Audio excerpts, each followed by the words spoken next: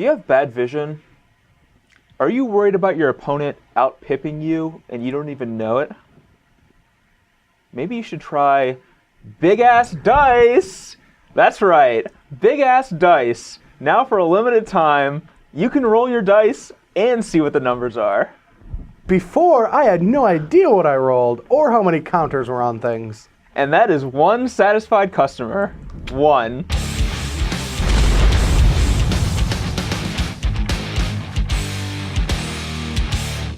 All right, we are back with my deck tech, and I am playing a sweet old brew called Junk Reanimator. I don't know if you've... Have you ever played a deck called Junk Reanimator before? I don't believe that I have. I think isn't Reanimator a legacy deck? I don't even know. Anyway, this strategy is built around fueling our graveyard with big old fatties and then bringing them back with Whip of Erebos. That's interesting. It is interesting. Yes.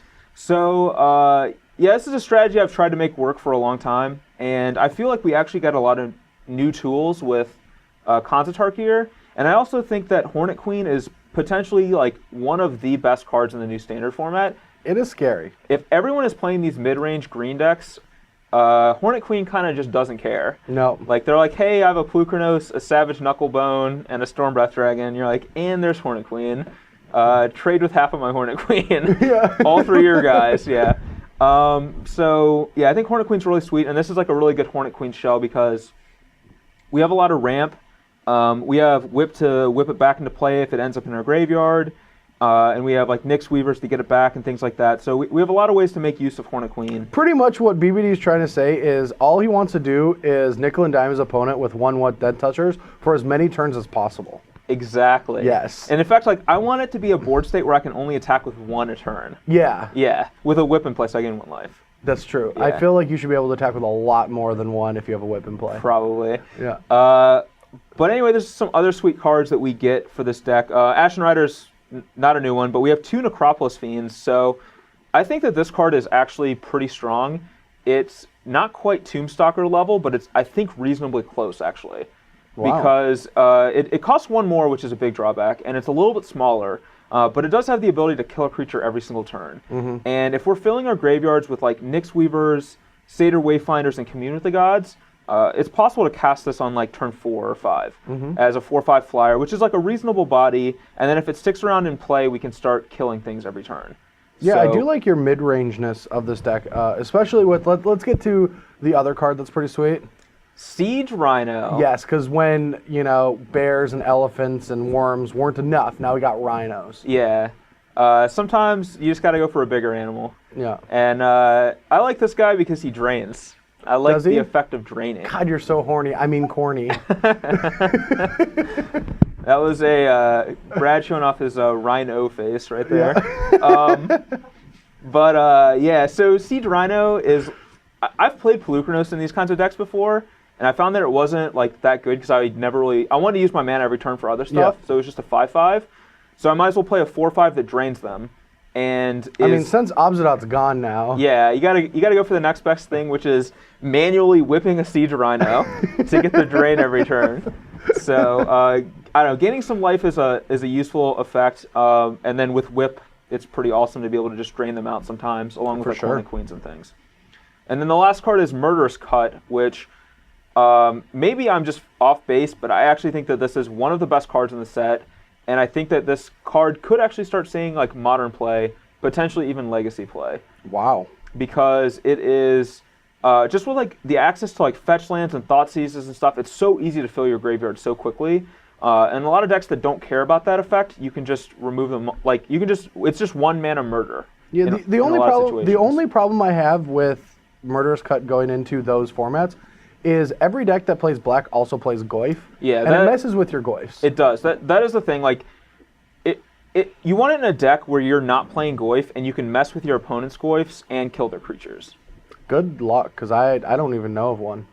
Yeah. I mean, I guess you can entomb after a fetch land, and then turn 2 you have a Doomblade. There you go. Right?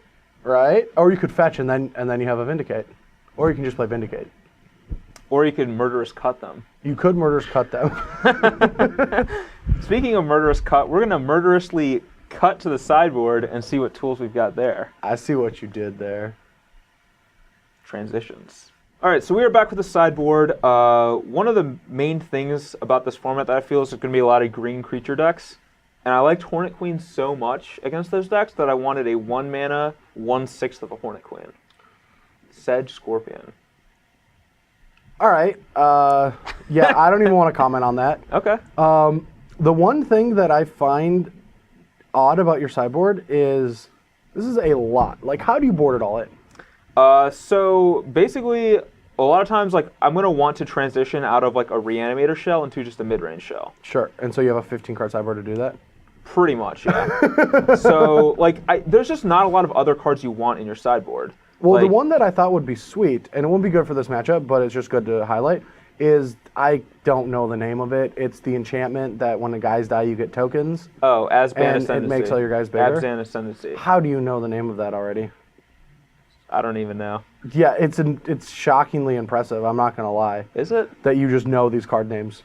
Because we're going to be making a video in like 6 weeks, and I won't have a clue. Not a clue. I've got a junk memory. I can remember junk cards. Oh, so you can weave it all together? I can. Weaver. Yeah. Okay, let's talk about Bioblade and Hero's Downfall. They kill things. All right, let's talk about Elspeth. Sometimes kills things. Let's talk about Soren. Doesn't kill anything. Yes, it does. Edict. Oh, yeah, you're right. It does kill things. So BBD has 15 sideboard cards that kill all things. Yeah, so sometimes we transition into a mid-range deck, and we cut our reanimating stuff when it's just not... Sometimes it's too slow, and it's just not very good.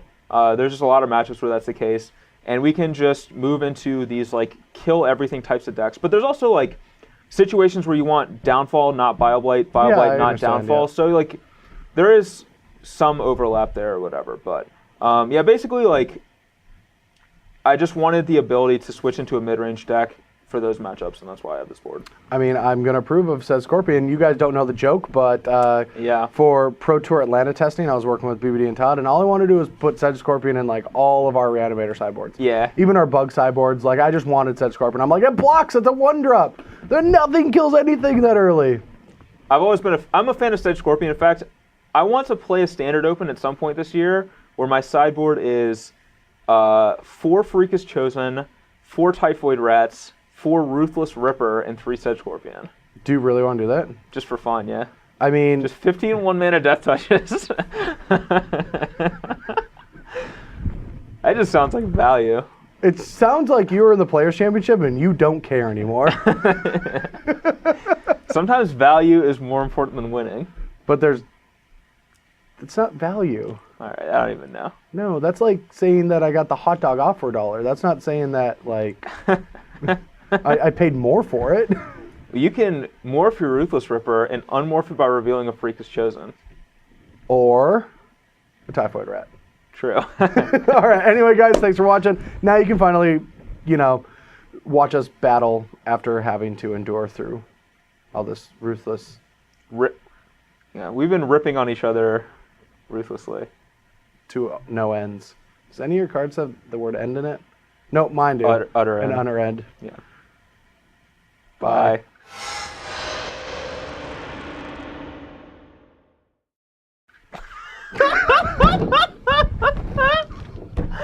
Yes. Yes.